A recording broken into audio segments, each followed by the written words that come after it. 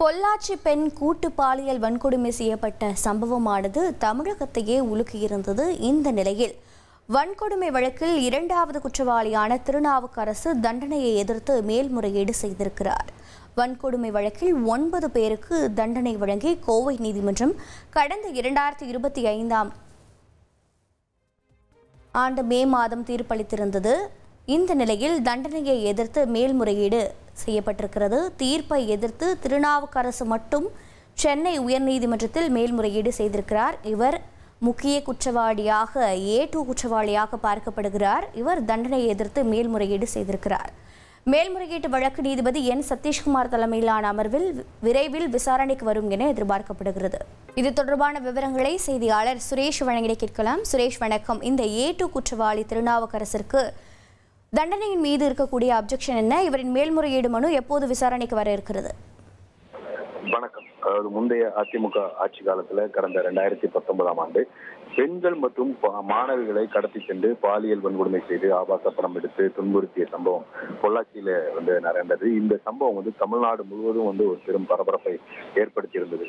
இந்த சம்பவம் தொடர்பான வழக்கை சிபிஐ விசாரணைக்கு நடத்த சென்னை உயர்நீதிமன்றம் உத்தரவு பிறப்பித்திருந்தது. அதன் அடிப்படையில் இந்த வழக்குல சபரிராஜன், திருநாவுக்கரசு, சதீஷ், வசந்தகுமார், மணிவண்ணன், பாபு, கரண் பால், அருளானந்தம் அப்புறம் அருண்குமார் ஆகிய 9 பேருக்கு எதிராக இந்த வழக்கானது பதிவு செய்யப்பட்டு 9 பேர் கைது செய்யப்பட்டார்கள்.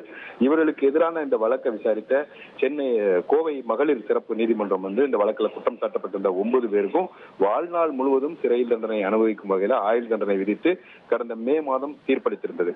இந்த தீர்ப்பை எதிர்த்து இரண்டாவது எதிரியான திருநாவுக்கரசு என்பவர் மட்டும் தற்போது உயர்நீதிமன்றத்தில் மேல்முறையீடு செய்திருக்கிறார். இந்த மேல்முறையீடு செய்வதற்கான அந்த கால வரம்பு, அதாவது உயர்நீதிமன்றத்தில் மேல்முறையீடு செய்வதற்கு 60 நாட்களுக்குள்ள தீர்ப்பை எதிர்த்து மேல்முறையீடு செய்யணும். ஆனா இவங்க அந்த 60 நாட்களை தாண்டி அந்த கால வரம்பை தாண்டி மேல்முறையீடு மனு தாக்கல் செய்திருக்கிற காரணத்தினால் அதனுடன் இணைந்து இன்னொரு மனுவும் தாக்கல் செய்யணும். என்னன்னா மேல்முறையீடு செய்வதற்கான கால வரம்பை அந்த தாமதத்தை பொறுத்து கொள்ள வேண்டும், ஏற்றுக்கொள்ள வேண்டும் என்ற கோரிக்கையுடன் கண்டோன் டிலே என்று சொல்லுவாங்க.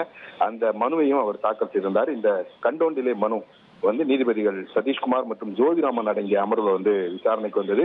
அந்த மனுவை நீதிபதிகள் ஏற்றுக்கொண்டதை அடுத்து இந்த பிரதான மேல்முறையீட்டு வழக்கு விரைவில் விசாரணைக்கு வரும் என்று எதிர்பார்க்கப்படுகிறது.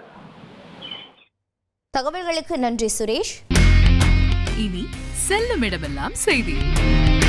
தந்தை டிவியின் வாட்ஸ்அப் சேனலை ஃபாலோ பண்ணினா செல்ல இருக்கும் இடமெல்லாம் செய்தி. இதோ QR கோட் இப்பவே ஸ்கேன் பண்ணுங்க, ஃபாலோ பண்ணுங்க.